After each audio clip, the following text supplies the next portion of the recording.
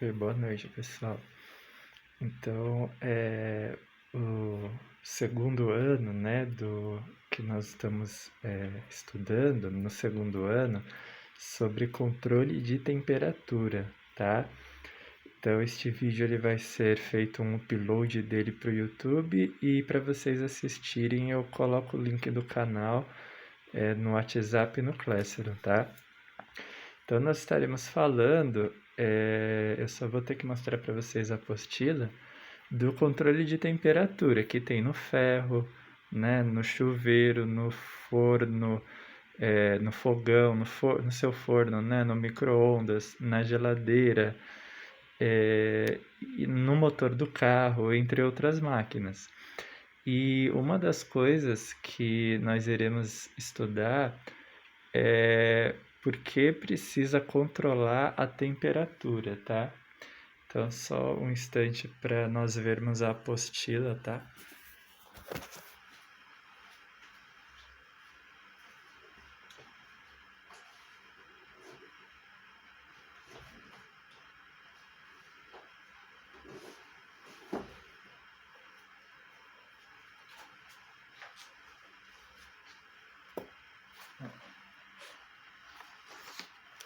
Aqui nós vamos ter, então, o estudo do porquê precisa controlar a temperatura nessas máquinas. E, por exemplo, na geladeira, né, no freezer, precisa controlar para manter a temperatura próxima da temperatura de armazenamento ou cultivo dos alimentos, né? Se forem verduras, ou se forem laticínios, né? Derivados do leite, ou até mesmo embalagens com carnes, assim, para manter a temperatura de armazenamento, né? Igual tem em determinados restaurantes, alguns lugares, que tem uma câmara fria, certo? E a temperatura em que alguns micro-organismos não se proliferarão, né? Não podem se desenvolver. Então, controle de temperatura é no forno, na fritadeira. Você que já utiliza uma fritadeira elétrica, né? Ou já utilizou, para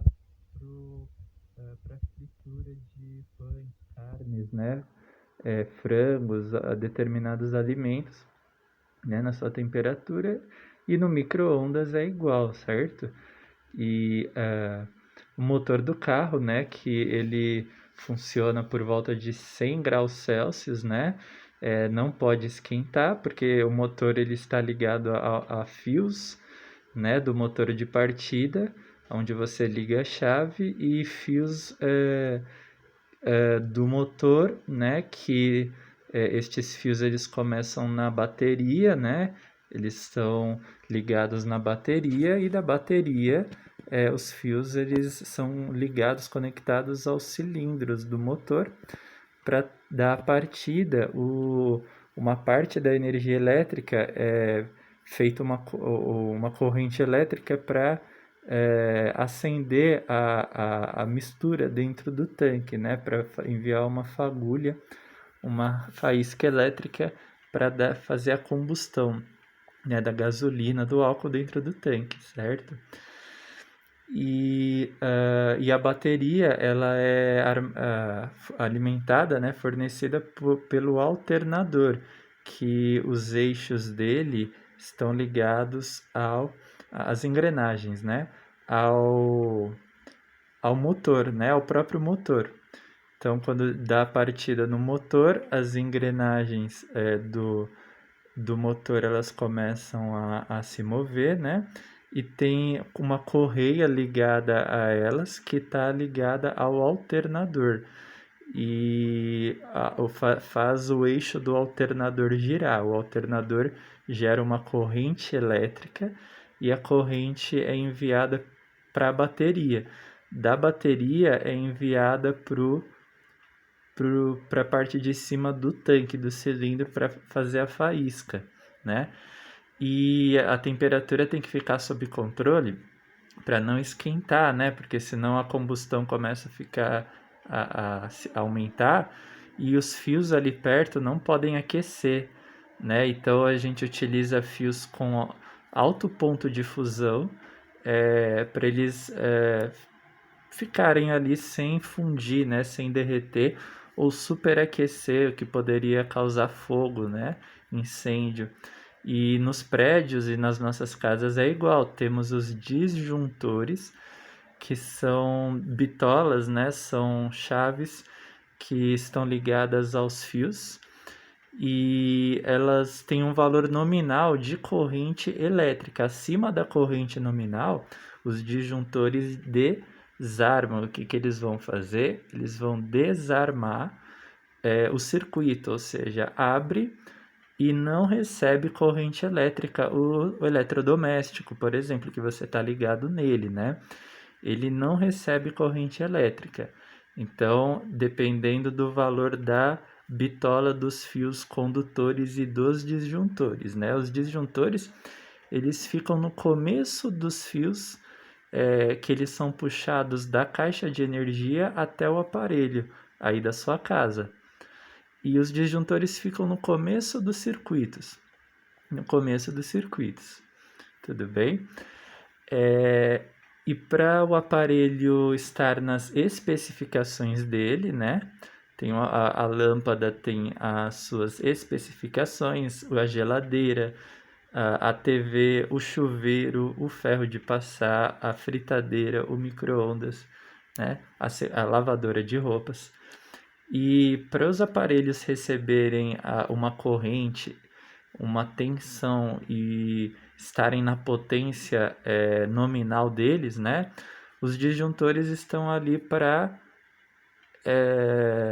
impedir oscilações no circuito, né? Para os aparelhos receberem apenas até a corrente que eles podem utilizar, né? Então, controle de temperatura na sua casa e no motor, na geladeira também, né? Quem tem o freezer, às vezes o freezer congela, né? Forma gelo na câmara e nós precisamos desligar a geladeira e descongelar, né? Porque a geladeira ligada, ela está resfriando o freezer, né? Quando ela fica ligada, ela resfria, ela retira calor do ar dentro do freezer. Então, desligamos a geladeira para aumentar um pouco a temperatura para derreter o gelo, né? Para tirar o gelo dali, tá? Então, a temperatura da geladeira também precisa ser mantida sob controle. Pessoal, nós podemos falar que nos trilhos do trem acontece uma coisa chamada dilatação, que é receber calor do sol e dilatar. Igual o álcool, eu não sei se vocês estão lembrados, né? O álcool dilata, ele sobe no termômetro, né? Ele vai para cima, ele sobe, né? O trilho ele dilata também. Tá? E para corrigir a dilatação, precisa fechar a linha para fazer a manutenção dela, né? E para manter a temperatura do aço, das ligas metálicas, né? Do cobalto, do ferro, dos trilhos sob controle, né? Para ele não dilatar, então nós temos que fazer alguns reparos nos trilhos, certo? Na linha, tá? Eu espero que vocês possam responder às atividades que elas são assim. Quais os aparelhos da sua casa que precisam a temperatura deles controlada, né? Permanecer sob controle. E pense em situações do dia a dia em que a temperatura precise ser controlada, né? Na verdade é isso. E faça uma lista com 5 itens, tá? 5 itens. Aí a 2. Por que é importante o controle de temperatura? Você vai citar 2 situações em que a temperatura precisa ser controlada, certo? Qual o princípio de funcionamento de uma lâmina bimetálica? Aqui uma coisa que nós não falamos do ferro de passar, né? Que ele tem um sensor térmico dele, é uma lâmina bimetálica. né, que ela é utilizada em outros aparelhos também. E essa lâmina, ela é um chaveamento elétrico, né? Ela é um circuito fechado, tá? Por onde passa uma corrente elétrica, certo? Aonde em que você liga o fio do ferro na tomada, ele está recebendo uma corrente, certo? Elétrica. Essa corrente, ela tem uma peça no ferro chamada resistor, que é igual que o chuveiro tem dentro da ducha, na parte de dentro, que transforma energia elétrica em calor, ou seja, gera calor, e o calor aquece a água que nós colocamos dentro da, do compartimento de água, do reservatório de água do ferro, né? E aquece a água, a temperatura da água sobe. Isso é uma coisa que vocês lembram da semana passada, né? Das últimas aulas. Ao absorver calor, a temperatura sobe. E a água, ela tem um ponto de ebulição. Você pode anotar no seu caderno que é o ponto aonde ela vira vapor. A água, ela passa de líquida para vapor. E você já nota, você pode notar que tem um controle no ferro na parte da frente, que você pode manter a água líquida ali dentro, ou seja, aquecendo, mas o controle térmico dela não controla a temperatura para não ficar subindo, ou em vapor a água, a temperatura dela não é controlada, ela vai subindo, vira vapor, porque ela atinge o seu ponto de ebulição, que é a temperatura em que a água vira vapor. Aí depois ela tem que ser liberada, né? Saiu o vapor pelo ferro. E se você optar por essa forma de manter a água líquida, vai estar controlando, né? Você vai estar utilizando o sensor térmico dela. O sensor térmico é um circuito fechado ligado ao fio da tomada e ligado ao resistor. Se você manter a temperatura da água, né, sob controle, para fazer ela não virar vapor, certo? O que acontece? O sensor controla a subida da sua temperatura e mantém a água líquida ali dentro.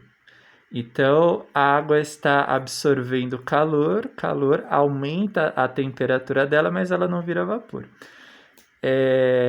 O calor absorvido pela água é enviado para o ferro, né, embaixo, e do ferro para a roupa.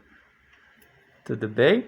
Mas aí tem uma coisa que é se a temperatura da água ficar subindo, né, se a temperatura da água começar a subir, você optar por deixar em vapor, ela está subindo, subindo, subindo. Isso pode ter um risco, porque o calor gerado está muito próximo dos fios e do próprio circuito. Então, os fios podem ter os mesmos efeitos do motor do carro, superaquecimento, igual o chuveiro também, né? Se você abrir ele pouco, pela quantidade de água que está saindo da ducha, o calor que o resistor gera transformando a partir da corrente elétrica não é enviado todo para a água, uma parte fica ali circulando perto dos fios e do próprio resistor. Pode derreter a peça, fundir ou queimar os fios. Né? Se a resistência queimar, não se gera calor, a água resfria. Aí precisa trocar a resistência. Né? Desligar o fusível do chuveiro, fazer a troca. Beleza? Então,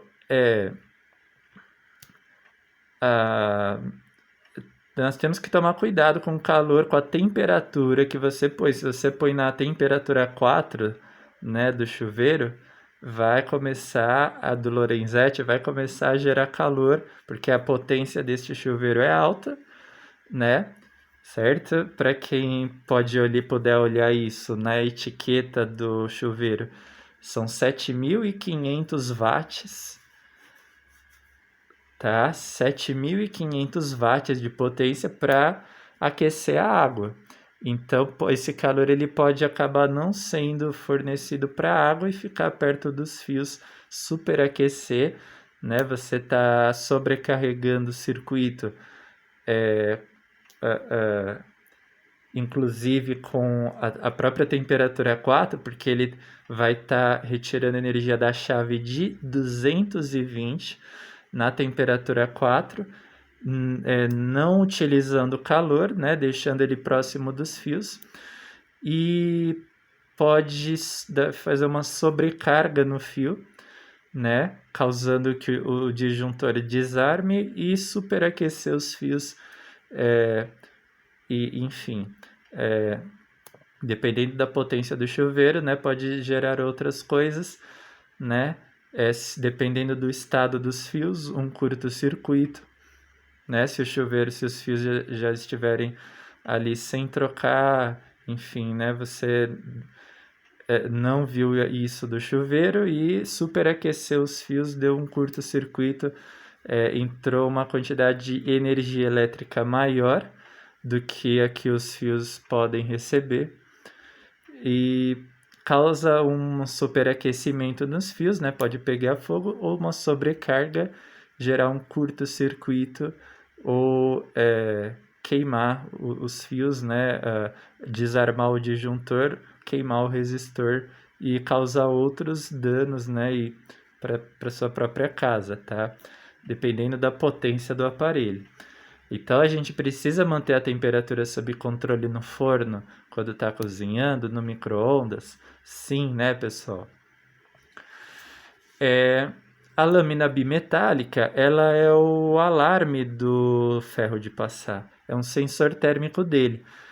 Quando ele detecta que a temperatura da água está acima do, da própria potência do ferro, né, que ele gera, né, que o ferro pode gerar de calor com a potência que ele tem, desarma e deixa de receber corrente elétrica. Aí o circuito abre, a água resfria, né? E depois o circuito volta a fechar. Mas o circuito abre porque lâmina bimetálica é uma barra, uma lâmina de cobre e uma de ferro.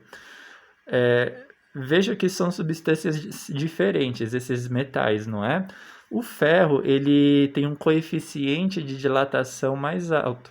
Quer dizer, ao receber uma determinada quantidade de calor, né, que o resistor está gerando, ele se alonga, ele se dilata. E é mais do que o cobre, então ele chega a encostar no cobre. Lembra que é um chaveamento, é um circuito fechado, né? Quando o ferro se alonga mais do que o cobre encosta nele, o circuito ele se abre, né? Aí o disjuntor ele é liberado, né? E ele desarma. Então, ao receber, ao o ferro tocar no cobre, né? É o ponto de que o disjuntor desarma, né? O disjuntor está projetado para desarmar e ele faz isso e deixa de entrar, de ser enviada corrente elétrica para o circuito, né? E a água resfria outra vez, parecido com o do chuveiro, que é o disjuntor também, né? O disjuntor ele desarma com uma dado valor de corrente elétrica e a, a corrente elétrica não é enviada mais para o circuito, a água resfria, né? E fica só a água fria, certo? Sem o chuveiro ser utilizado e quando isso acontece, costuma a resistência ter queimado, porque pela corrente nominal do disjuntor e do resistor, se o disjuntor desarmar, na verdade, antes dele desarmar, a resistência já queimou, certo? E isso pode danificar os fios, tá, pessoal? Cuidado com isso aí na sua casa, tá? vão ser enviadas algumas questões. Qualquer dúvida vocês me chamam, espero que vocês consigam fazer. Eu vou estar no Classroom e no WhatsApp, tá bom? Então, qualquer coisa é só me chamar. Um abraço e envio o Word no Classroom para vocês fazerem, tá bom? Abraço, tchau, tchau.